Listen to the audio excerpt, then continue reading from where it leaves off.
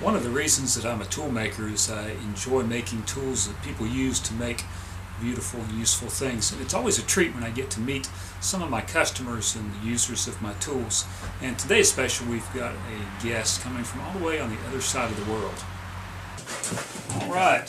Hello, John. It's good to have you in the shop today. And it's good to be here, Jason. This is my friend and one of my customers, John from Tasmania. John's a chair maker. And John, can you show us a little bit about the adze work and how you start carving a chair seat? Yeah, sure. And Jason, I originally got one of these from you, just the bowl adze before you sort of produced this flat bottom one, and it's been great for chair work. But I suppose the more you use something, the further down the track you go. It's you can pick up those finer details, and certainly this, this flat bottom adze, I think I'll be able to push that further in the chair making.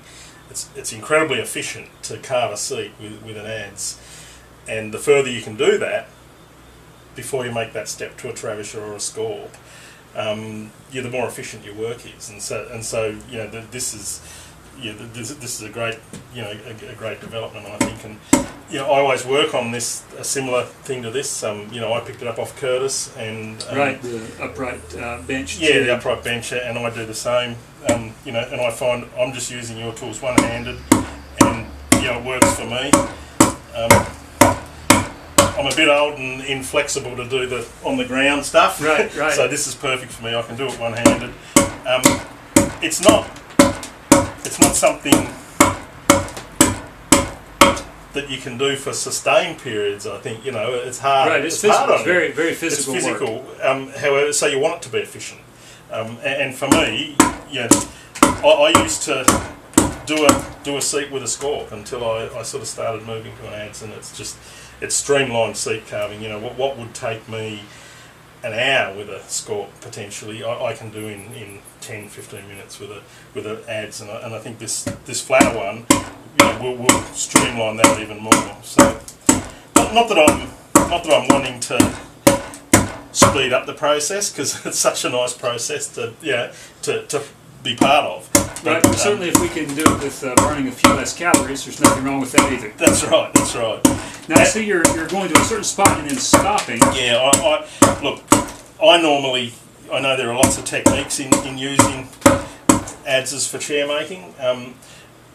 Typically, and we're using some sycamore here, and it's a bit harder than white pine or something. Right. So I actually don't exit out the bottom, and I just find I feel safer working into a centre and then turning it over and coming moving back to from that the other centre. side. Yeah, so I'm not cutting out, but I'd always be working, at my side like this. So I see. Good. Yeah, but this is, I think this is a really efficient way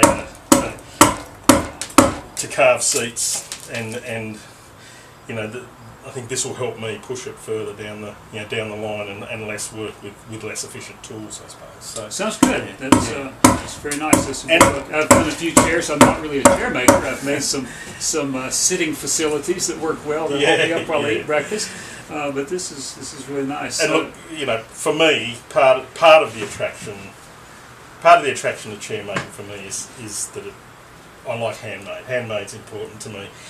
And so I like to take that the next step and use handmade tools. And for me, particularly here in the States, where you've got a larger population, so it makes it viable for somebody to specialise. It's so attractive for me to be using tools that have got a story. And I know that out of our conversation, I know that you spent a lot of time doing prototypes and developing your process and getting to a point. These things just don't get popped out. It's an evolution. And there's definitely a process. And that's part of handmade. So for me, using a tool that's been made by someone that's developed a deep understanding of the craft, their craft, and made something that's specialised to our craft is great. And so, it's a real pleasure to use, and I'm looking forward to getting this one back to Tasmania and carving some of our timber. Yeah, I look forward to seeing what you make with it. So you're here in the States touring around and taking some chair classes, working with different people? I come over every year or 18 months if I can, and you've got some of the best chair makers. I love the American style of Windsor chairs. It's just English chairs are sort of reliable and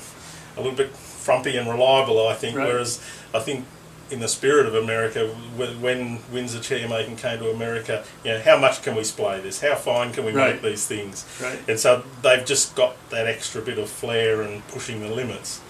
So I love the American style, and I really like coming over and working with people. I've worked with a few chairmakers, and I've just had a week with Curtis Buchanan, and that's It doesn't get any better than that. It doesn't get any better than that, That's no. right. And so it's a real privilege to come and work with people that are passionate about what they do, and Very good. And I understand you'll be doing some more teaching in your future in Tasmania. Yes, I'm about to finish a career in education and move to a much smaller, less bureaucratic education in my own shop. So I'm setting up a studio down in Tasmania where people can probably have similar experiences to some of the experiences I've had here in the US, where it's not a big mechanised workshop. It's a small shop with hand tools.